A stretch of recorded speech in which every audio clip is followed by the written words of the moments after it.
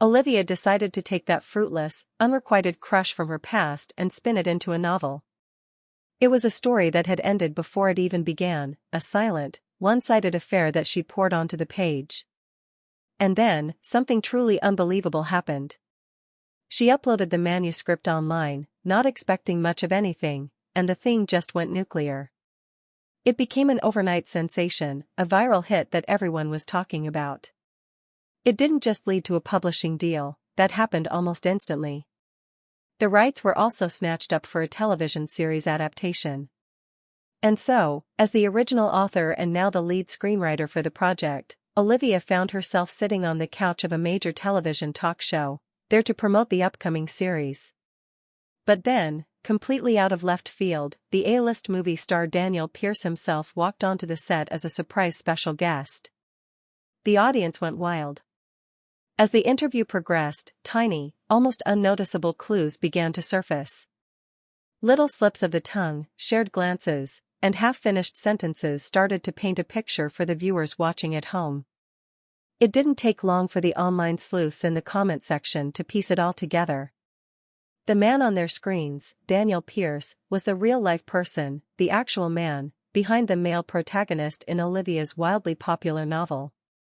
The fans, to put it mildly, lost their minds. They became instantly and unshakably convinced that Daniel, who rarely ever did these kinds of shows, had made this exception specifically for Olivia. This was it.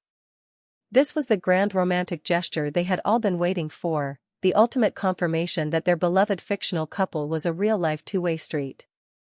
The collective thought bubble over every viewer's head was the same: the ship I've been rooting for is real. It's finally happening. But let me stop you right there. Please, do not misunderstand the situation. I am not Olivia. No, I'm the other one. I'm the so-called evil supporting female character from her little novel. The villain of the piece. My name is Selena, and in her story, I'm the girl who was always conveniently showing up at the most inopportune moments, the one who single-handedly sabotaged every precious opportunity she might have had to be alone with Daniel. According to the plot Olivia meticulously crafted, my future was a pathetic one. After graduation, driven by greed, I was destined to marry for money.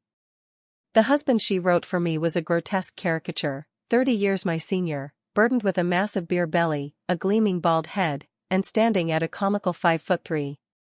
Just a truly repulsive old man. However, as I sit here now, I'm looking down at a document in my hands. It's my official marriage certificate. Mine and Daniel's. I'm looking at our picture on it. The Daniel in this photo has features so perfect they seem to have been carved by a master artist. His skin has a pale, cool quality to it, a stark contrast to his hair, which is as dark and lustrous as polished black jade. So, this beautiful man who is my husband, this is the person Olivia describes in her book as a pot-bellied, balding, 5'3", disgusting old man who is 30 years my senior? Honestly, you'd have to be completely blind. Back on the set of the live talk show, Olivia's composure completely shattered the moment Daniel walked out. The first words that tumbled out of her mouth were a shocked, "What are you doing here?" The host, whose journalistic instincts were practically tingling, smelled a massive story. He immediately leaned in, his voice dripping with curiosity. "Oh? From the sound of that, Olivia, it seems you and Daniel already know each other?" You could see the sheer panic flash across Olivia's face.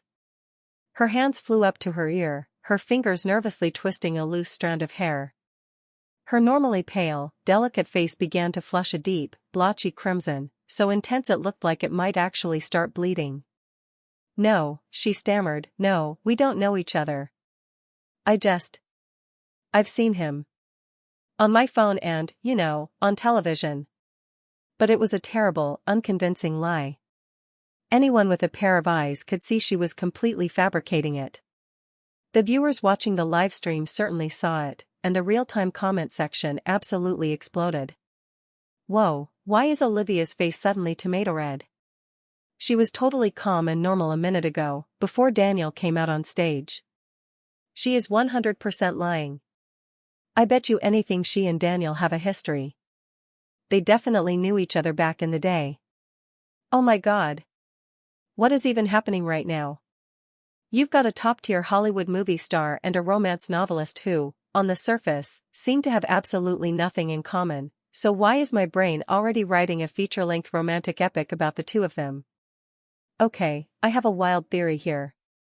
Daniel doesn't have any new movies coming out, so he has nothing to promote. And he also just happens to know Olivia. Is it even possible that he came on this show, breaking his own rules, specifically for her? Daniel has never dodged questions about his love life. He's publicly admitted that there's someone he likes. Please don't tell me that person is Olivia? Is he here to publicly support the woman he loves? Oh my god, if this is true, my life is complete.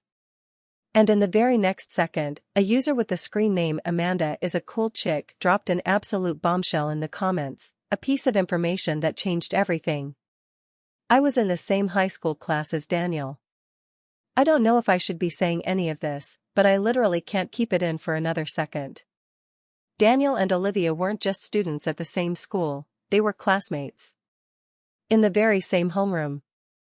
And another thing, has anyone ever bothered to look closely at Olivia's social media profile?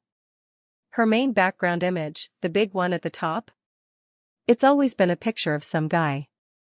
Phew, there, I finally said it. I felt like I was going to burst. You guys can go look for yourselves and draw your own conclusions. A profile's background image. It's a tiny detail, the kind of thing most people would scroll right past without a second thought. The photograph Olivia had been using for years was old and slightly out of focus, but when you put it side by side with the handful of genuine high school photos of Daniel that circulated online, there was no doubt. It was the same person. The internet's collective enthusiasm was fully ignited. Armed with these new clues, fans began a deep dive, meticulously comparing every habit, every quirk, and every physical characteristic of the novel's male lead with the real-life Daniel Pierce. The conclusion they reached was irrefutable. The fictional hero of Olivia's secret crush novel was, without a shadow of a doubt, based on Daniel. The fandom went into a state of absolute ecstasy. The consensus was that this was the sweetest, most romantic revelation in the history of pop culture. Ah! A secret crush novel is literally coming to life right before our eyes. This is the kind of mutual, destined love I have always dreamed of. This is the sweetest thing I have ever witnessed. So Daniel really is here to cheer on and support the woman he's in love with? This is a movie. When, oh when, will it be my turn to experience a love story as sweet and perfect as this one? Then, that same user, Amanda is a cool chick, posted again, adding a darker shade to the unfolding story. It's just all a little bit tragic, honestly. The two of them could have gotten together so much earlier. It was all because of this one girl in our class, who was always deliberately getting in the middle of things. She would always make this big show of acting incredibly close and intimate with Daniel, especially when Olivia was watching. She'd even do things like pretend to trip and fall into his arms, all just to make Olivia misunderstand what their relationship was. But in reality, their parents were just acquaintances. That girl was truly the worst. And Olivia, bless her heart, completely fell for the act. She ended up so devastated and heartbroken that she completely bombed her SATs. After that, she and Daniel lost contact for good. The live audience immediately connected this new information to the plot of Olivia's novel. I know exactly who she's talking about. It has to be that vile supporting character, Selena, right? Women like her are absolutely disgusting. If it weren't for her, Olivia and Daniel would have had their happy ending years ago. It's so obvious from reading the book that Daniel was in love with Olivia, too. Well, at least karma is real. A disgusting woman like that gets what she deserves in the end. Her fate is to marry some pot-bellied, bald old man who's barely 5'3" and 30 years older than her, all for a paycheck. She really isn't picky at all, is she?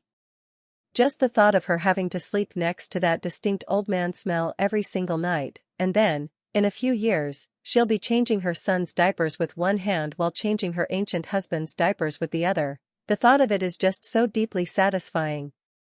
At that exact moment, I was lounging in my office chair, supposedly working but actually just slacking off, with the live broadcast of the talk show playing on my second monitor. When I read that last comment, I couldn't resist the urge. I opened my phone and pulled up the digital copy of my marriage certificate. I carefully began to compare the photograph of my husband, a man legally named Daniel Pierce, with the vivid description being thrown around in the comments: pot-bellied, balding, 5'3", 30-year-old man. In the official photograph, Daniel was wearing a simple, crisp white button-down shirt. His features were so flawless they looked as though God had taken a personal interest in sculpting them. His skin had that clean, cool-toned paleness that photographers love, and he exuded an aura of extraordinary grace and composure. So, this is the man they, and most especially Olivia, were referring to as a pot-bellied, balding, 5'3", 30-year-old man? They weren't just wrong. They were certifiably blind. Back in the television studio, the host had clearly received some instructions from the producers in his earpiece. His eyes were wide with excitement, and he couldn't wait to get a direct confirmation from the source herself. "Olivia," he said, leaning forward, "is it true? Is the male protagonist in your novel, A Crush as Sweet as Honey, really based on Daniel?" A flicker of intense struggle played across Olivia's face. It was a war between self-preservation and years of pent-up emotion. But when her gaze finally came to rest on Daniel's face, the dam broke. All the love, all the adoration she had harbored for him for years, seemed to pour out of her eyes in an unfiltered flood. She gave a firm, resolute nod. "Yes. He has always been the one I love." The comment section instantly erupted into a state of pure, unadulterated joy. Every single person was convinced they were witnessing history. The screen became an unreadable waterfall of scrolling text. "Ah. My OTP is real. Please, for the love of God, just get together already. Don't miss your chance again. Just make it official right now, on live television." However, Daniel's reaction was not the ecstatic, joyous surprise that everyone was anticipating. Instead, he let out a short, sharp, derisive laugh. It was a sound completely devoid of warmth, laced with a potent and undisguised mockery. As a tidal wave of question marks flooded the live chat, he calmly reached out and picked up the physical copy of Olivia's book from the display table in front of him. "Olivia is, without a doubt, a very gifted storyteller," he began, his voice smooth and steady. "You have all just heard her version of this story, the emotional account from the perspective of the person with the crush. I am sure you were all quite moved by it, weren't you? Well, that leads me to wonder, would any of you be interested in hearing my side of the story? The experience of the one who was supposedly being crushed on?" As Daniel's deep, magnetic voice filled the studio, the audience was completely enthralled, as if his words were a time machine pulling them back into the past. And my own mind, too, began to drift, floating back more than a decade to where this all began. Daniel and I were neighbors. We didn't just grow up in the same town, we grew up together, in the most literal sense. From the day we were both brought home from the hospital, our families lived in the same apartment building, on the very same floor. Our front doors were directly across the hall from each other.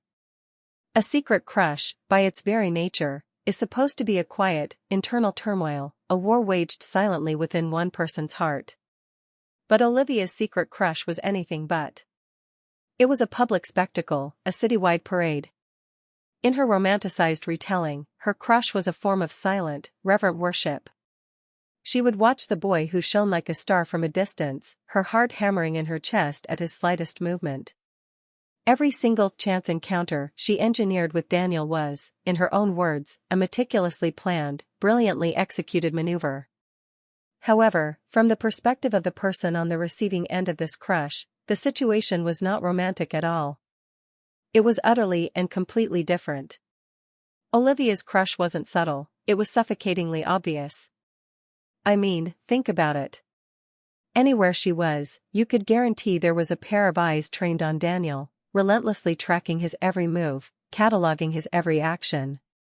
It was a constant, unnerving surveillance. If Daniel took a sip of water from his bottle, she was staring. If Daniel was hunched over his desk doing homework, she was staring. If Daniel simply put his head down on his desk to rest his eyes for a few minutes, she was staring. That perpetual feeling of being watched, no matter what you were doing, was deeply unsettling. It felt like having a slimy, disgusting insect clinging to your skin, a parasitic presence you just couldn't shake. It was enough to make your blood run cold. Absolutely no one wants to live their life under that kind of invasive, obsessive scrutiny. I can remember several distinct times when I saw Daniel's skin break out in a layer of goosebumps, a purely physical reaction to the sheer intensity of her stare. In her novel, Olivia wrote that she yearned to understand everything about the object of her secret affection, that she would feel a private, joyful thrill every single time she heard his name mentioned by someone else. But the reality was far more invasive. She would actively interrogate every single person who had even a passing acquaintance with Daniel, trying to excavate any and all information about him, his family situation, his personal hobbies, his home address, even details about his past relationships. She would even go so far as to secretly peel his official school photo off the Student of the Month display on the main bulletin board, taking it home to add to her collection. The direct consequence of all this was that Daniel's personal privacy was being relentlessly and systematically violated. She would also pour out her heart, confiding all of her girlish secrets and feelings to her best friend, Amanda. And somewhere along the line, I don't know exactly when, her secret crush became public knowledge. The entire class was in on it. One afternoon in class, the teacher announced that she needed 2 students to come up to the blackboard to solve a particularly difficult math problem. Immediately, the entire class erupted. They started jeering and chanting, shouting Daniel and Olivia's names in that suggestive, teasing tone that teenagers specialize in. Daniel. Olivia. Daniel. Daniel. Olivia. Olivia.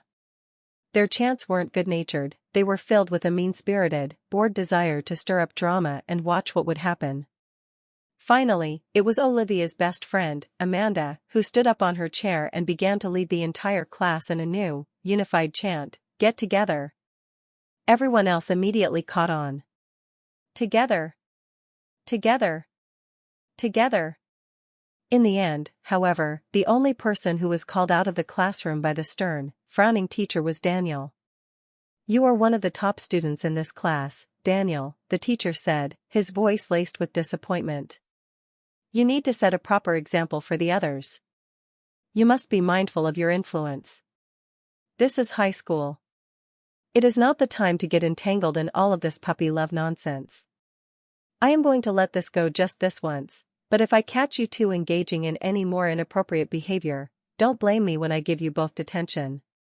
And just like that, for absolutely no fault of his own, Daniel was on the receiving end of a severe and completely unwarranted warning from the teacher.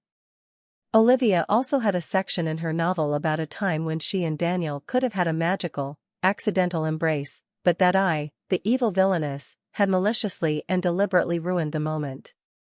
Here is the truth of what actually happened that day. Daniel was walking back from the basketball courts with a large group of his friends.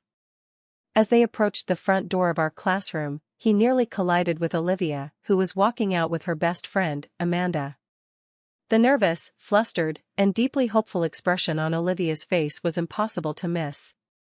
All the surrounding students immediately understood what was about to happen. They started exchanging mischievous, knowing glances, their eyes darting back and forth between Olivia and Daniel, ready for the show.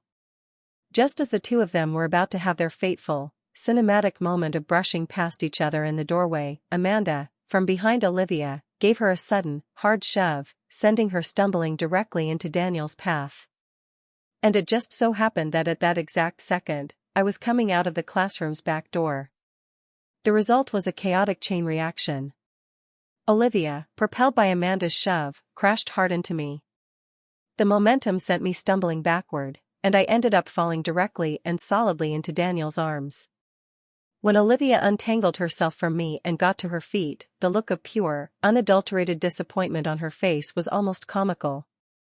Daniel quickly steadied me, and then his gaze, now as cold as ice, slowly and deliberately swept over every single student who had been watching the scene unfold with amusement. There was a sharpness, a genuine anger in his eyes that I had never seen before. The other students instinctively felt it, and the smirks and smiles on their faces immediately vanished. Daniel's voice, which was usually so gentle and warm, was now laced with an icy indifference. "Don't ever make jokes like this again," he said to the crowd. "There is someone I like, and I don't want her to get the wrong idea." With that pronouncement, he completely and utterly ignored the wounded, dejected expression that twisted Olivia's face. He simply took me by the hand and pulled me with him into the quiet of the classroom. In her novel, Olivia wrote a very poetic passage about how, in order to spend just a few more precious moments with the person she liked, she would deliberately walk a long, circuitous route in the opposite direction from her own house every single day after school. She did this just so she could watch him walk home from a distance. She would stand across the street from his building, she wrote, looking up at his window until the light in his room finally flickered on, an event which she claimed felt like it was lighting up her entire world. She wrote that the long walk home alone afterward was dark, and that sometimes she was afraid, but the memory of that single bright light gave her an endless supply of courage. Her only regret, she lamented in the book, was that I, the ever-present evil villain, was always attached to her hero's side, which prevented her from ever mustering the courage to ask him that one simple question: "Can I walk home with you from now on?" And what was the actual reality of the situation? The reality was that every single day, she would coincidentally appear as we were leaving school and then proceed to follow us, walking a few paces behind us all the way to our apartment building. Only when we had arrived at our own front door would she nervously clutch the straps of her backpack, timidly step forward, and say something like, "Oh, what a coincidence." I had no idea that we lived so close to each other. From that day forward, she simply assumed it was her right to trail behind us on our way home. If you want to be generous, you could call it a crush. If you want to be honest, you would call it stalking. Olivia claimed that she put in a tremendous amount of effort for her crush. But looking back on it now, her so-called efforts were nothing short of laughable. Daniel absolutely loved the homemade fruit smoothies that my mom would make. So, every single day, when I packed one for myself to take to school, I would always pack a second bottle for him. One time, Daniel's close friend Pete was watching us drink them, and his curiosity got the better of him. He leaned over our desks and said, "Are those things really that good? Come on, Daniel, let me have a little sip." "You get a fresh one every single day, what difference will one little sip make?" Daniel, without even a flicker of a change in his expression, simply reached out and pushed Pete's head away. "They're not good," he said flatly. "You wouldn't like them." "You are such a terrible friend," Pete grumbled as he retreated. "You're usually so generous with all your other stuff, but the second it's something that Selena gave you, you won't even let us get near it." Daniel just arched a single eyebrow in response. "Do you have a problem with that?" Pete immediately backed down and sulked back to his own seat. I happened to notice Olivia, who was sitting not too far from us. Her peripheral vision was clearly locked on Daniel, and her ears were practically standing on end, trying to absorb every single word of our conversation. The very next morning, a nearly identical bottle of smoothie had mysteriously and silently appeared inside Daniel's desk. Next to it was a single, pink, strawberry-flavored hard candy. He, of course, had a very good idea of who the secret admirer was. With a clear and unwavering sense of propriety, he took both the smoothie and the candy and placed them in the communal lost and found box that sat on the corner of the teacher's desk. Every time he did this, a distinct look of gloom and profound disappointment would cloud Olivia's face. But, like clockwork, the very next morning, the same smoothie and the same strawberry candy would inevitably appear in Daniel's desk once again. This continued on the third day, and the fourth day. This ritual repeated itself for 15 consecutive days. And Daniel never once touched any of it. Meanwhile, the dark circles under Olivia's eyes grew more and more pronounced with each passing day. This student, who was normally so obedient and well-behaved, started to doze off constantly during class. The teacher had already tried to subtly warn her about it a few times. But the next day in class, her head would still be bobbing with exhaustion, nodding lower and lower until it finally came to rest on her desk, and she was sound asleep. Perhaps she was just utterly exhausted, because this time, she even began to snore, very lightly. At first, only the students sitting immediately around her could hear the soft sound. They all instinctively held their breath, quieting down to watch the impending drama unfold. But as the classroom grew progressively quieter, Olivia's gentle snores became clearly audible to everyone in the room. Her deskmate, Amanda, sensed that things were about to go badly and tried to gently nudge her awake. But Olivia was so deeply asleep, so sleep-deprived, that Amanda's shoves had absolutely no effect. Finally, the teacher reached his breaking point. He walked down from the podium at the front of the class and, using his heavy textbook, slammed it down hard on her desk several times. The loud cracks of the book hitting the wood startled Olivia awake, and she shot up in her seat, completely disoriented. "Olivia, what has gotten into you lately? Do you have some kind of problem with me or my class?" the teacher demanded, his voice filled with a mixture of disappointment and barely concealed anger. "You are either dozing off or completely asleep during my lessons. Have I not reminded you, multiple times, to go to bed earlier at night? Do my words simply go in one of your ears and out the other? If you are truly this desperate to sleep, then you should just go home and sleep," he snapped, his patience clearly gone.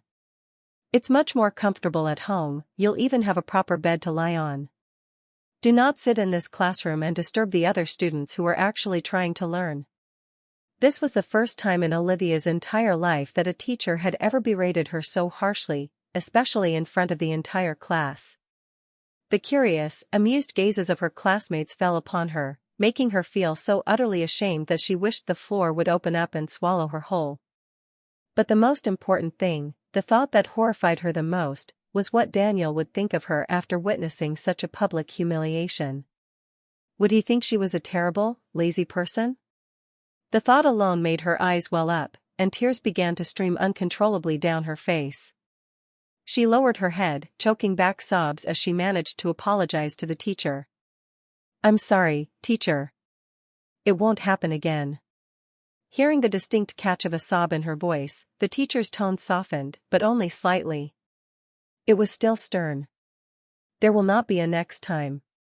For the remainder of the class, Olivia sat in a state of mortified, awkward alertness, painfully aware of everyone's eyes on her.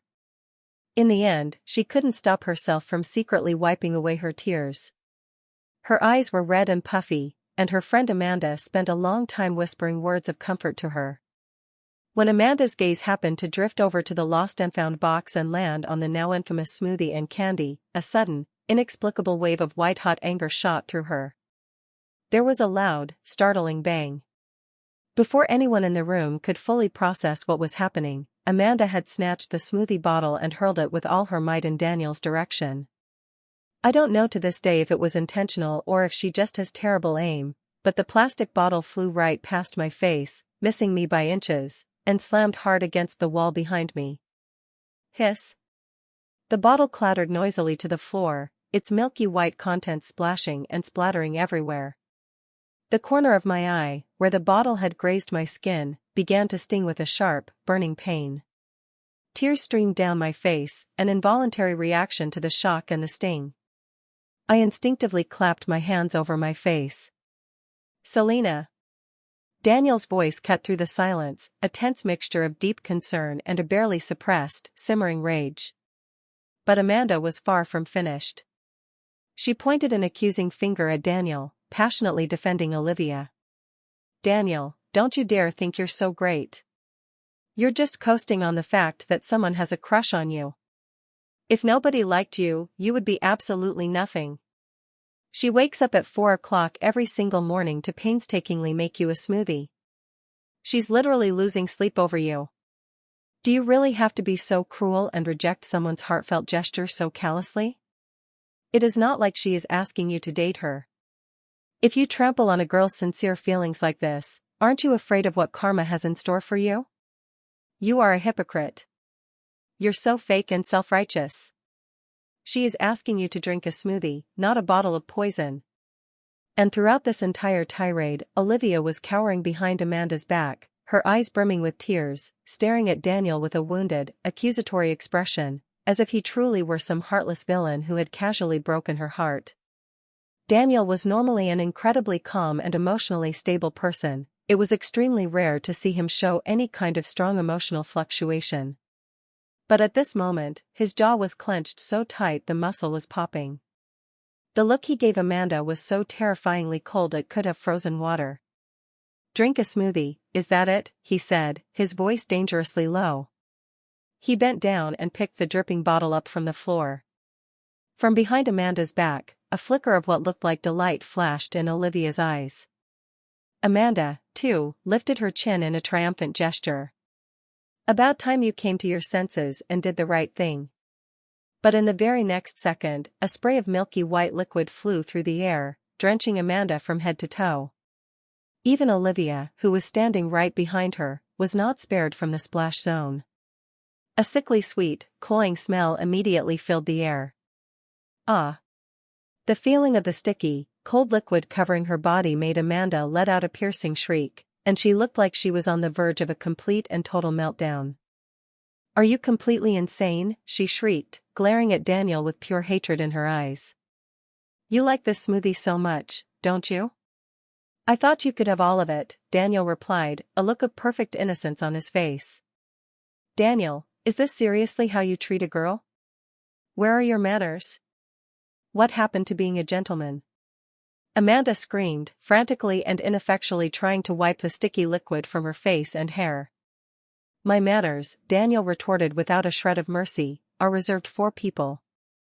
Do you qualify for that category?" Amanda was so incandescently furious she looked like she was about to physically explode. Daniel grabbed my wrist, his voice turning cold and hard. "And another thing.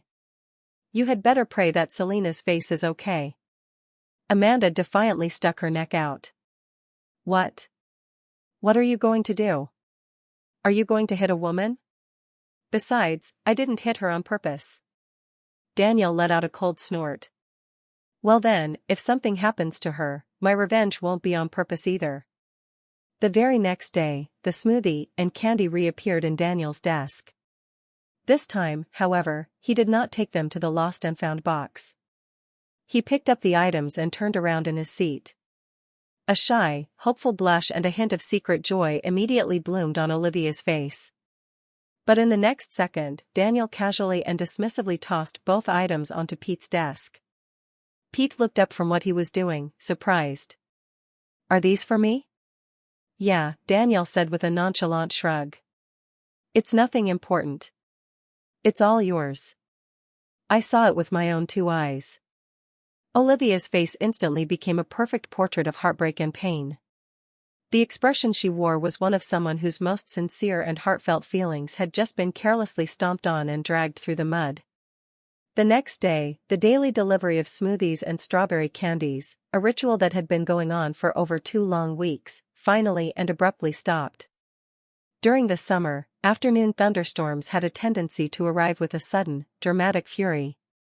The final bell on a Friday afternoon always signaled the start of a precious weekend, a time to pack up and go home early. But right now, the relentless pitter-patter of rain was drumming against the large classroom window panes, leaving long, blurry streaks of water on the glass. As soon as the dismissal bell rang, everyone was practically stampeding for the door, eager to leave. Thunder rumbled ominously in the distance, and a chorus of complaints from the students echoed through the hallways. Daniel and I walked down the main staircase together, side by side. It was only when we had reached the large, covered entrance of the main school building that I had a sinking realization. I had left my house keys inside my desk drawer upstairs. I told Daniel to wait for me under the awning, and I turned and ran back up the now empty stairs. When I had retrieved my keys and was about to head back down, I happened to make eye contact with Olivia at the top of the stairwell. She was hesitating, clearly debating whether or not to go down. When her eyes met mine, they held a distinct trace of barely concealed hostility. I don't know what it was about my sudden appearance that acted as a catalyst for her, but she suddenly took a deep, fortifying breath and rushed down the stairs, making a beeline for Daniel. Facing the boy she was so intensely infatuated with, she seemed completely flustered and at a loss for words. Her face was flushed a deep red as she shyly tucked a loose strand of wet hair behind her ear. Did you forget to bring an umbrella?" she stammered. "My family is on their way to pick me up, so I won't be needing this extra one." You can have it." Just as Daniel was opening his mouth to say something, Olivia quickly and decisively shoved the umbrella into his arms. Then, without a single moment of hesitation, she turned and ran out from under the shelter, straight into the torrential, pouring rain. Even as the rain completely soaked her, she managed to turn back and flash a brilliant, sweet, and utterly cinematic smile at Daniel, who was still standing, confused, under the eaves. The roar of the rain was so deafening that she never heard the words that Daniel had been about to say. "My parents are coming to get me." All that remained of the encounter was a completely exasperated Daniel, standing there and holding a now entirely useless umbrella. The following morning, Daniel placed the perfectly intact and dry umbrella on Olivia's desk before she arrived. She came in very late that day, nearly missing the tardy bell, and her face was a sickly, concerning shade of pale. Throughout the first class, she was constantly sneezing, and the pile of used tissues on her desk grew into a small mountain. When she coughed, it was a deep, rattling sound, as if she were trying to expel an entire lung. It was so forceful it felt like the vibrations might shake dust loose from the ceiling tiles. When the teacher called on her to answer a question, her voice was so incredibly hoarse that every single word sounded like it was being painfully scraped out with a piece of sandpaper. When the class finally ended, Amanda, perhaps with deliberate intent, said in a voice that was not quite a shout but was just loud enough for everyone in the immediate vicinity to clearly hear, "Are you an idiot or something? It was pouring down rain, and you gave him your one and only umbrella, then you lied and said your parents were picking you up, and then you proceeded to run all the way home in a downpour. You don't ever think about yourself, do you? It would be a miracle if you didn't get a terrible cold after being in the rain for that long. Is it really worth it to torture yourself like this, all for some guy?" Olivia's voice was still raspy, but it was now filled with a syrupy, honeyed sweetness. She turned in her seat to look back in Daniel's direction, her eyes curving into happy crescents. "I think it was completely worth it. As long as he didn't get wet, it really doesn't matter if I get a little sick." Amanda sighed dramatically, looking at her friend as if she were a tragic, lost cause. Then, with a pointed and obvious meaning, she raised her voice again, ensuring it would carry. "Some people, if they had even a shred of conscience, would go out and buy some medicine for their savior and then take care of them, around the clock, until their cold was completely and totally gone." The gaze that Olivia sent in Daniel's direction was now tinged with a faint, hopeful glimmer of expectation. Pete, who sat in the desk directly behind Daniel, asked him with genuine, wide-eyed confusion, "Who on earth is Amanda talking about? Did Olivia finally move on and find someone else to have a crush on?" Amanda was so thoroughly annoyed by this that she shot a venomous glare directly at Pete. "Who are you accusing of moving on?" Pete just scratched his head, still confused. "Didn't you just say that Olivia lent her umbrella to some guy yesterday during the storm, ran all the way home in the rain herself, and ended up getting sick because of it?" "Well, if that's the case, she definitely didn't lend it to Daniel. Yesterday afternoon, right before the storm hit, Daniel's mom sent him a text message saying she would come and pick him up after class. I saw her with my own two eyes. She walked right into the school building carrying two umbrellas. So, think about it. If Olivia lent her umbrella to Daniel and then ran home in the rain, doesn't that mean that she got sick for absolutely no reason at all? Daniel didn't need anyone's umbrella. Not only did his mom bring one for him, but she also drove to the school to pick him up." The tiny spark of hopeful light that had been shining in Olivia's face was instantly and completely extinguished. The grand, righteous speech that Amanda had been preparing to deliver on Olivia's behalf deflated like a pricked balloon. The two of them were now enveloped in a thick, palpable, and deeply painful awkwardness. But Pete, his face a mask of insatiable curiosity, was still pressing for answers. "So who did Olivia lend her umbrella to? Who was the guy that got her sick? Just tell me who it was, and I'll go with you to give him a piece of my mind." All the confidence had drained from Amanda's voice. "Just mind your own damn business." Pete pouted, muttering under his breath. "You're the one who's acting like you've swallowed a bomb, always meddling in Olivia's business and constantly throwing shade at Daniel. All Daniel ever did was be liked by Olivia. It's not like he sold his soul to her. Your level of possessiveness is just creepy. And Olivia, too. She's in her own little world all day, completely lost in her own self-pity and drama. She's always forcing things on Daniel, shoving stuff in his desk without even bothering to check if he needs or wants them in the first place." By this point in his monologue, everyone in the class understood perfectly that Pete's seemingly clueless questions were actually his deliberate and surprisingly clever way of sticking up for his friend, Daniel. I don't know if it was because I had consumed an irresponsible amount of ice cream that summer, but that particular month, my period arrived with a truly biblical fury. My abdomen felt like it was being simultaneously pierced by 1,000 red-hot needles and run over by a military tank, back and forth, over and over again. All I can say is, the pain was so exquisitely intense it made me wish for the sweet release of death. Daniel took one look at my deathly pale lips and seemed to understand instantly. "Did you get your period?" With tears of pure agony welling up in my eyes, I managed a weak nod. He gently touched my hand. It was as cold as a block of ice. This was the same Daniel who was normally as stoic and composed as a man twice his age, but at that moment, he started nagging me like a worried old man. "I told you just a couple of days ago to eat less cold stuff, but you just never listened to me. And now look at you, you're paying the price for it, aren't you?" Even as he was lecturing me, he was already reaching into his desk and pulling out a school uniform jacket with a practiced ease that was almost frighteningly efficient. When you're in that much pain, you're always more emotionally vulnerable. My voice, without me even intending it to, took on a whiny, pleading, almost childish tone. "I'm already in this much pain, and instead of trying to comfort me, you're just scolding me. You deserve it." He said I deserved it, but at the same time, he was dutifully and patiently helping me put on his large jacket, first guiding my arm through one sleeve, and then the other. The jacket smelled faintly and pleasantly of clean laundry detergent. Naturally, none of Daniel's tender, caring actions escaped Olivia's ever-watchful notice.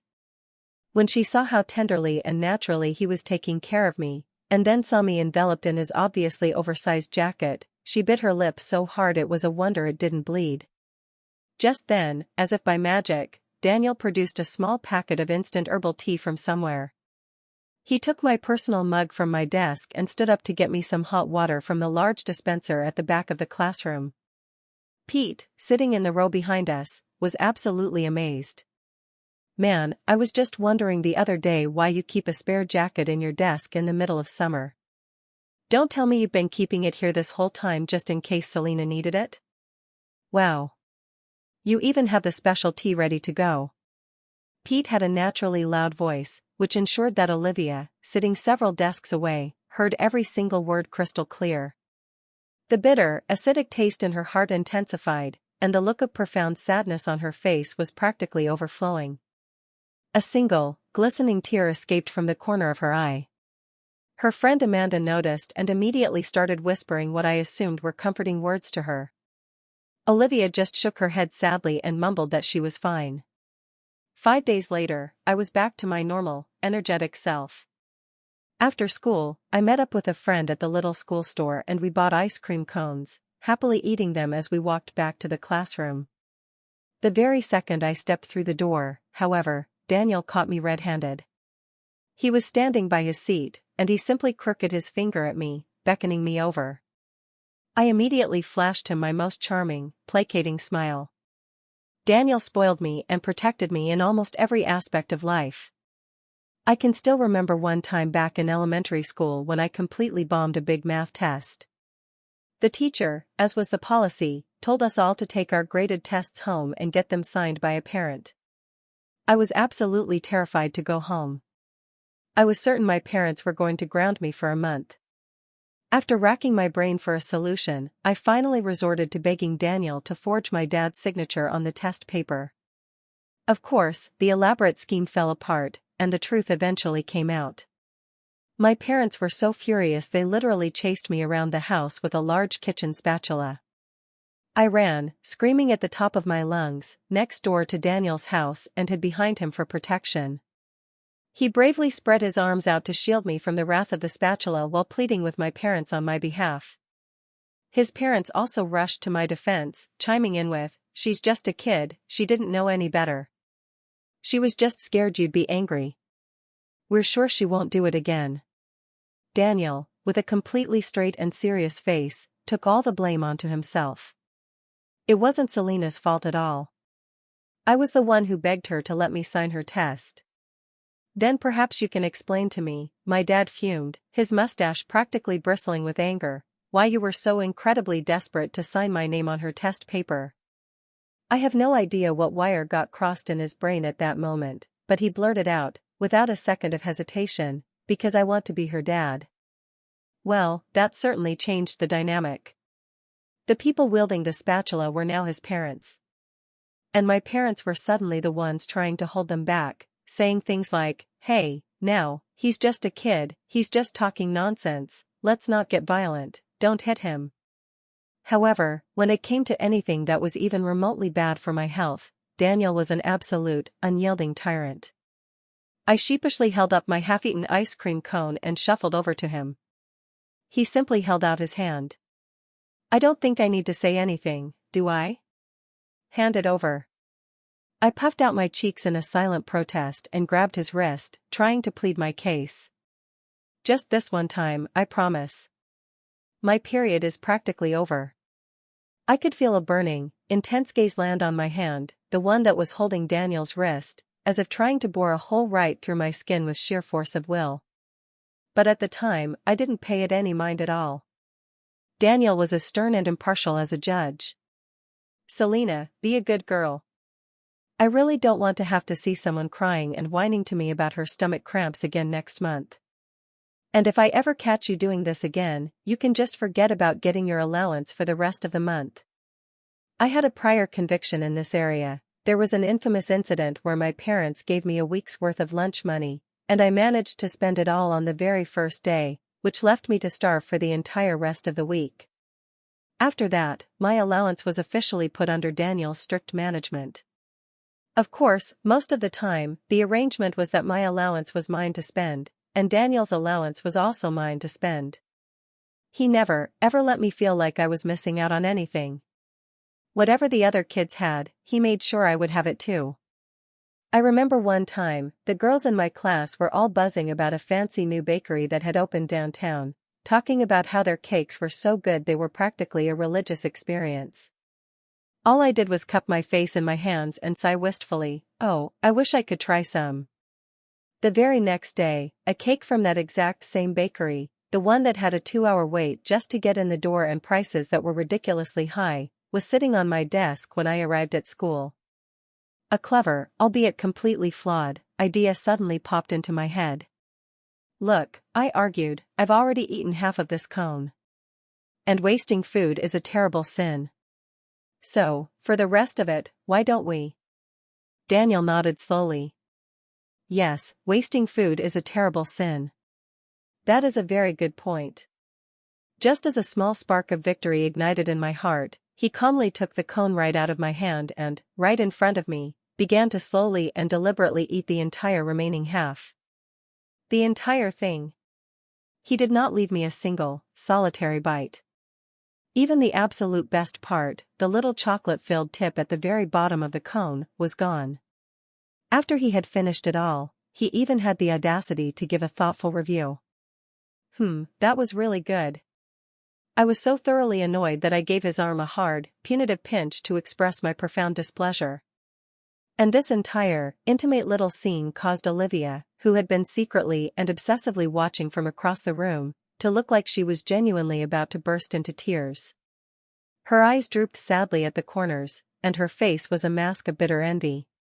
Her fingers were unconsciously digging into the soft flesh of her palms, as if she were trying to use physical pain to distract herself from the deep, aching pain in her heart. The very next day, she gathered up all of her courage and walked directly over to Daniel's desk. Her gaze first landed on the jacket I was wearing, the one that so clearly belonged to Daniel. Then, clutching her own stomach theatrically, she said in a voice as faint and delicate as a mosquito's buzz, "Daniel. I got my period. And I'm a little bit cold. Could I possibly borrow your jacket to wear for a little while?" Her large, doe-like eyes were filled with a desperate, hopeful anticipation. Before Daniel even had a chance to answer, she quickly and nervously added, "Don't worry, I promise I will wash it and give it back to you first thing tomorrow morning." For some unknown reason, as her gaze once again drifted over to the jacket that I was currently wearing, a strange, sweet little smile briefly appeared on her face. Daniel's expression remained cool and distant. "I'm sorry, but I don't like lending my clothes to other people. You should probably ask someone else." Pete, from his seat in the back row, chimed in at the absolute perfect moment. "Yeah, that's right. This guy is a total, obsessive germaphobe. He won't even wear my clothes, and I'm his best friend." Olivia bit down hard on her lower lip, her gaze still stubbornly and pointedly fixed on me. Pete followed her line of sight, and then added casually, "Of course, there are always exceptions to every rule. And Selena, to him, she's not just other people." Olivia managed to force a small, brittle smile onto her face, but it looked more painful than if she had just burst into tears. Her long eyelashes were already damp with unshed tears. "I'm sorry," she whispered. "I shouldn't have bothered you." The very instant she turned away from us, she quickly and furtively wiped a tear from the corner of her eye. From that day forward, she began to, almost unconsciously, pay even more intense attention to every single interaction between Daniel and me. When Daniel would affectionately tap me on the head with the end of his pen to get my attention, she would look heartbroken. When Daniel came back from basketball practice and casually brought me back a cold drink, her expression would be a mixture of sadness and profound loneliness. She even started to lose her focus in class completely, her mind constantly drifting as she tried to monitor every little thing that happened between Daniel and me. When the teacher would call on her to answer a question, she often didn't even know what the question was. Her mood, for everyone to see, visibly and dramatically plummeted. During the midterm exams, by some unlucky coincidence, she and I were assigned to the same testing room. She was completely dazed and distracted during the entire exam, her mind clearly a million miles away. By the time I had finished writing the entire exam and had already checked over my answers twice, the proctor announced to the room that there were only 10 minutes of testing time remaining. It was as if she had just been jolted awake from a deep sleep. She began to frantically and haphazardly scribble down answers in a state of pure panic. It was the same chaotic scene for the next several exams as well. The final results were, not surprisingly, a complete disaster. Her class rank, which had been comfortably in the top 30 in the entire school, plummeted to somewhere outside the top 100. Our homeroom teacher immediately called her into the office for a serious talk. When she came back to the classroom, she was covering her face with her hands, running and sobbing uncontrollably. She buried her head in the crook of her arms on her desk and cried softly, her sobs so quiet and pitiful they sounded like a newborn kitten. But in the silence of the classroom, there was no way the other students wouldn't notice. As her loyal best friend, Amanda was, of course, right there by her side, whispering what I assumed were words of comfort. It seemed to have no effect. Amanda's brow suddenly furrowed, as if she had come to a momentous decision. She stormed over to my desk and slammed her hand down on it with a loud crack. "I'm asking you a question. Do you like Daniel, or not?" I was completely and utterly baffled by the sudden confrontation. "What in the world does that have to do with you?" She let out a short, contemptuous laugh. "You're a coward. You can't even admit that you like him. You really have absolutely no sense of personal boundaries, do you?" she continued, her voice dripping with scorn. "Clinging to Daniel all day long, shamelessly wearing his clothes, letting him make you hot drinks. If Daniel ever gets a real girlfriend, she will probably be absolutely disgusted by your behavior. Can't you just maintain a little bit of distance?" Do you just get this much enjoyment out of flirting with guys? Don't you know how incredibly pathetic that makes you look? A collective, audible gasp went through the crowd of students who had gathered to watch the drama unfold. Amanda was clearly satisfied with the effect her words were having. After her little speech, she even reached out as if to shove me. But her wrist was suddenly caught in a vice-like grip by Daniel, who then, with a grim and furious look on his face, flung her hand away. His thin lips parted, and his voice was as cold and sharp as ice. Pathetic? Are you perhaps talking about yourself? Hanging out with a guy who already has a girlfriend day in and day out, draping your arms over his shoulders, even going so far as to brag to his actual girlfriend that you've touched her boyfriend's abs. A normal, decent person would never do something like that, would they? And when his girlfriend finally had enough and warned you to stay away from him, you said, "This is why I can't get along with you girls, you're all so petty and jealous." What happened? Did you secretly go and get gender reassignment surgery, so you no longer belong to the category of you girls? Hearing this sharp, incisive tirade from Daniel, someone in the crowd couldn't hold it in and let out a laugh. But Daniel was not finished. His verbal assault continued, his words so incredibly venomous that he could probably have poisoned himself just by licking his own lips. And another thing, calling every single guy who is already in a relationship sweetie and acting all coy and cute all over the school. Do you think this school is your own personal breeding farm? Pfft. Ha ha ha. The crowd of onlookers was completely and totally won over by Daniel's unexpected and ferocious fighting skills. They were laughing so hard they were practically doubled over. Daniel just said exactly what I've been thinking for years. Those pick-me girls who hang out in a group of guys all day, calling themselves tomboys while at the same time sitting on the laps of guys who are already in committed relationships, they are the absolute worst. I personally know several couples who were broken up by girls who act exactly like her. Ugh. Do they just get some kind of sick thrill out of trying to steal other people's boyfriends? Faced with the mounting chorus of accusations and the strange, judgmental look she was getting from everyone around her, Amanda finally couldn't take it anymore. Her face was a blotchy, bright red as she turned and ran out of the room, crying. Our academic track class and the sports track class in the room next door had a long-standing and deeply ingrained rivalry. They relentlessly mocked us, calling us a bunch of bookworms who couldn't do anything but study, a class where more than half the students were four eyes. We, in turn, would retort by calling them a bunch of simple-minded jocks who had more muscle than brains.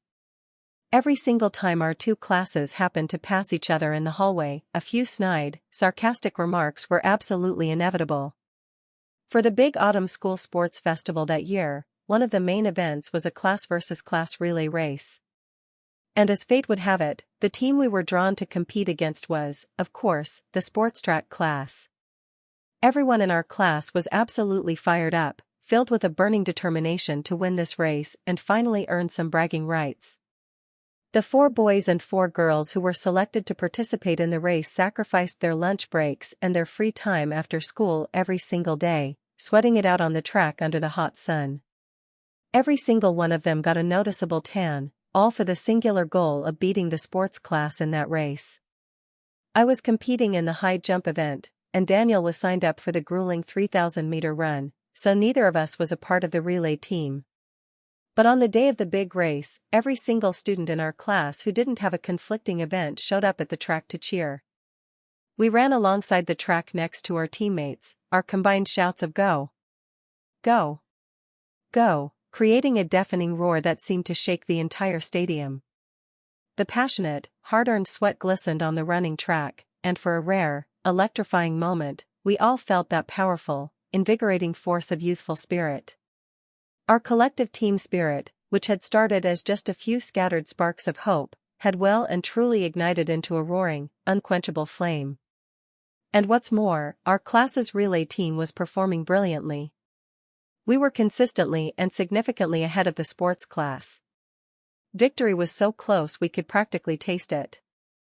The problem, the thing that would ultimately ruin everything, was the final runner for our team, Olivia. When she took the baton for the final leg of the race, her eyes immediately scanned the crowd and found Daniel. And in that instant, she completely froze. "Olivia. What are you doing just standing there like an idiot?" "Run," the student in charge of organizing our team, our official sports representative, roared at her from the sidelines, his face contorted in a mask of panic and frustration. His shout seemed to snap her out of her trance. She grabbed the baton tightly and took off down the track. But even as she was running, her eyes, her focus, kept uncontrollably drifting back to the figure in the crowd, to the boy in the black tracksuit who stood a head taller than everyone else around him, Daniel. She was so distracted that she didn't even seem to notice when the runner from the other team effortlessly overtook her. What in the world is Olivia doing? This is nothing like how she runs in practice. The frustrated complaints from her teammates on the sidelines seemed to fall on deaf ears. She didn't hear them at all. Her mind was completely, 100%, filled with Daniel. Suddenly, both Daniel and I noticed a change in her expression. Her gaze, which had been dazed and unfocused, suddenly became sharp and determined, as if she had just made a momentous and irreversible decision in her mind. In the very next second, in a move that was so obviously intentional, her left foot tangled with her right, and she pitched forward, falling hard and scraping across the gravel of the track. A piercing, blood-curdling scream of pain ripped from her throat. By the time we all crowded around her to see how badly she was hurt, everyone let out a collective gasp. Both of her knees were a gruesome mess of raw, scraped-away flesh. The coarse gravel and dirt from the track were deeply embedded in her skin, and bright red blood was steadily seeping and bubbling up from the wounds. Some of the more squeamish girls in the crowd had already turned their heads away, unable to look. The sports rep, as the team organizer, immediately rushed over to check on her injuries. "Can you walk?" he asked, his voice filled with concern. "Hiss, it hurts so much." I don't think I can walk," Olivia whimpered, fresh tears streaming down her face. But her eyes, even in her supposed agony, looked past him, searching for Daniel in the crowd. The sports rep thought for a moment and then, being a good guy, volunteered, "Okay, then I'll carry you to the nurse's office." He reached out his hands towards Olivia, ready to lift her up. But Amanda, who was standing right next to her like a fiercely protective mother hen, shoved him away so hard that he lost his balance and fell backward, landing hard on his butt on the track. "We don't need you to carry her," she snapped. Olivia also recoiled from the sports rep's offer, shrinking back and hiding behind Amanda. A deep and immediate sense of dread washed over both Daniel and me at the exact same time. With the kind of silent, almost telepathic understanding that comes from knowing a person for their entire life, we exchanged a quick, meaningful look. We both knew, without a single word being spoken, exactly what the other was thinking. And sure enough, just as we had predicted, both Olivia and Amanda's gazes were now locked, with a singular, unyielding focus, onto Daniel. Amanda was even preparing to stand on her moral high ground to try and command Daniel to act. "Olivia got hurt fighting for the honor of our class, Daniel, you have to." But before she could finish her manipulative sentence, I chose the absolute perfect moment to gracefully and dramatically collapse backward. Daniel, in a display of perfect, unspoken synchronization, was right there to catch me. He expertly swept me up into his arms, carrying me bridal style, his face a perfect mask of convincing urgency and panic. "It's too hot out here," he shouted to the concerned crowd. "Selena's passed out from heatstroke." The surrounding students, completely buying the act, began to urge him on, their faces filled with genuine worry. "Quick, you have to get her to the school nurse's office right away." As Daniel turned to leave with me securely in his arms, I secretly and ever so slightly cracked one of my eyes open to peek back at Olivia. The tears were now streaming down her face in absolute torrents. This time, however, her tears were much, much more genuine than they had been just a moment before. As for the reason for her renewed and very real tears, well, that was obvious. It was because she had just deliberately thrown herself onto the unforgiving gravel of the track, turning her knees into hamburger meat, all in a desperate gamble to win a chance to be physically close to the boy she liked, only to have her grand, painful gesture result in absolutely nothing. Of course, we ended up losing that relay race. All of the sweat and all of the hard work that everyone on the team had poured into their training for over 2 weeks was completely and totally wasted, all because of Olivia's selfish, manipulative whim. Oh, and there is one more thing. In her novel, Olivia wrote that she completely bombed her SATs because she was so incredibly heartbroken after seeing how close Daniel and I were and completely misunderstanding the nature of our relationship. And what was the reality of that situation? The reality was that, in the critical days leading up to the SATs, she chose to confess her feelings to Daniel. He rejected her, and the emotional fallout from that rejection was so massive that it directly caused her to fail the exam. Of course, when she chose to confess at such a critical, high-stakes time, she gave absolutely no thought or consideration to how her actions, and the inevitable emotional turmoil, might affect Daniel's own exam performance. Because the only thing she has ever truly cared about has always been her own tragic, romantic love story. Back in the live television studio, Daniel's voice, calm and clear, carried through the microphone, reaching every corner of the room and every home watching the broadcast. And another thing. I am the pot-bellied, balding, 5'3" old man who is 30 years older than Selena that you wrote about in your book. The very second those words left his mouth, every single staff member in the studio, from the cameraman to the producers, turned to look at Olivia with an expression of pure, unadulterated contempt. Olivia swayed on her feet as if she were about to faint, her face a deathly, ghastly pale. The live comment section on the broadcast finally snapped out of its collective shock and began to process the new reality. Wait just a minute, what she was doing wasn't a crush. That's called harassment, right? So, a harasser and a literal stalker actually managed to write a book about her own creepy experiences, get it published, sell the television rights, and get paid a salary as a screenwriter? She made an absolute fortune off of her own obsessive behavior? She made all of that money by exploiting Daniel and his name, and then she has the audacity to turn around and write the person he actually loves as a despicable villain that everyone is supposed to hate, and even gives her a pathetic ending where she marries a gross old man for his money? This woman is purely and truly evil. My God, she is completely and certifiably insane. As someone who was there and knows the actual situation, I just want to say this: Selena is a truly wonderful person, and she is absolutely worthy of Daniel's love. You all just know that Daniel is a genius, and he's famous in the entertainment industry for his incredible education. But Selena is even more brilliant than Daniel is. She was the official valedictorian of our entire state that year, and she got a near-perfect score on her SATs. Seeing this new, verifiable comment, the audience grew even more incandescently furious. Ah!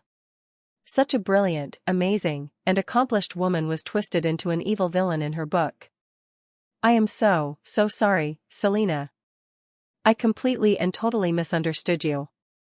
I want to sincerely apologize for all of the terrible things I said about you online. I am truly, deeply sorry. Wait, am I the only one who has put this together? Olivia wrote in her book that Selena married an old man, and Daniel just publicly stated that he is that old man, which means, oh my God, it means that Daniel and Selena are already married?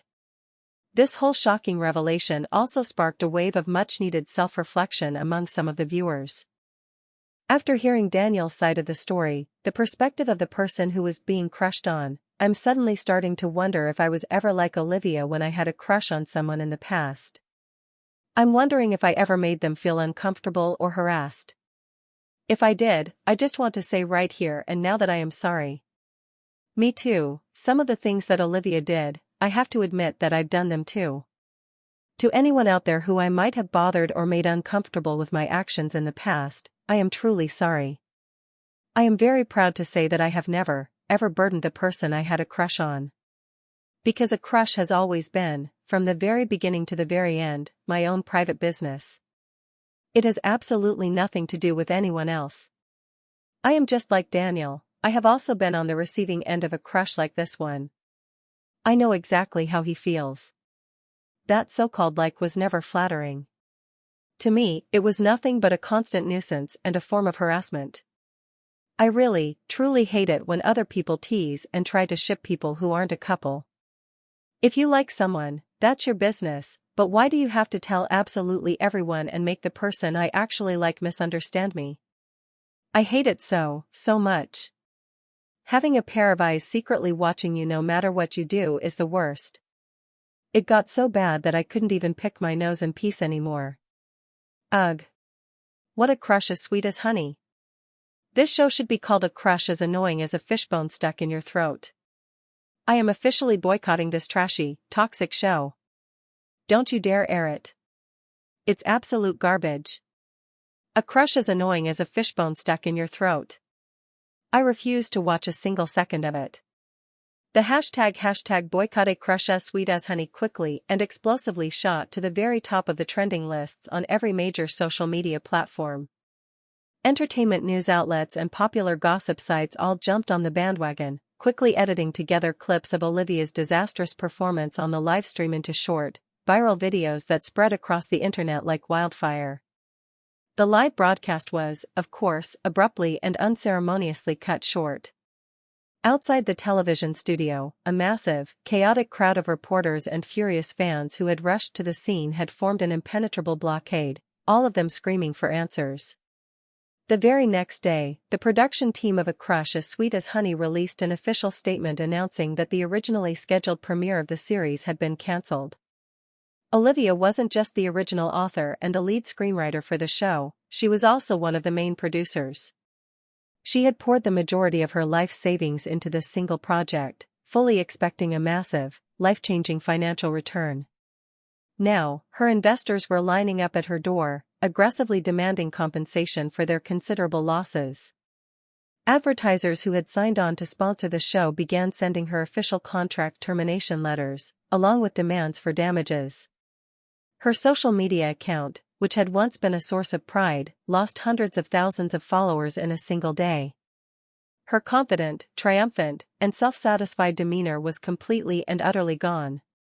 In the end, she was forced to sell off every single one of her assets to pay back the various parties, but even after liquidating everything she owned, she was still left with an enormous, insurmountable mountain of debt.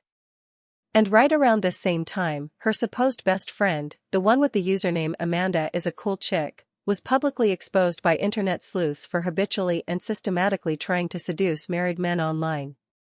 Many of the families that she had harassed and tried to destroy over the years came looking for her, seeking revenge. While they were settling their scores with Amanda, they didn't forget to give her close friend Olivia a piece of their minds as well. The two of them were reportedly beaten black and blue. They were seen limping to the hospital, only to be turned away at the door because they couldn't afford to pay the medical fees. When they walked down the street, people would constantly recognize them. Some would even spit on the ground at their feet. Under the weight of those contemptuous, hateful stares, they wanted nothing more than to simply bury their heads in the ground and disappear. I later heard that the two of them had a massive, friendship-ending falling out. But because they both had to pay off their crippling debts, they had to find new jobs. Their infamous story was so well known by then that absolutely no company was willing to hire them. In the end, they could only find miserable, minimum wage, part-time jobs at fast food restaurants and convenience stores, with no clear idea of how many years, or even decades, it would take for them to finally pay off their massive, life-ruining debt.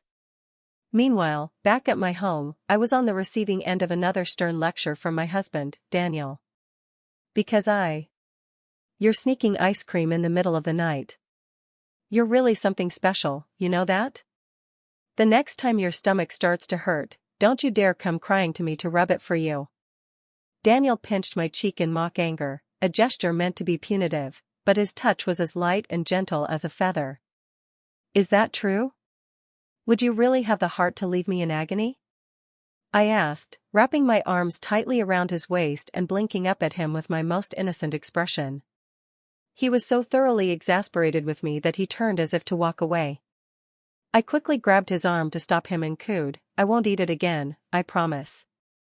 I will absolutely not sneak it next time." My eyes then fell on the half-eaten ice cream cone still in his hand. It would be such a shame to waste that. "Why don't you?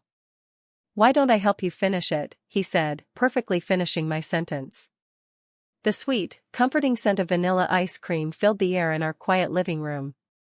He took the last bite of the cone, and the crispy wafer made a satisfying, sharp crunch. It was the sound of pure, simple happiness. I watched him with wide, longing eyes as he finished the entire thing. Then, with a playful, theatrical growl, I tackled him backward onto the sofa.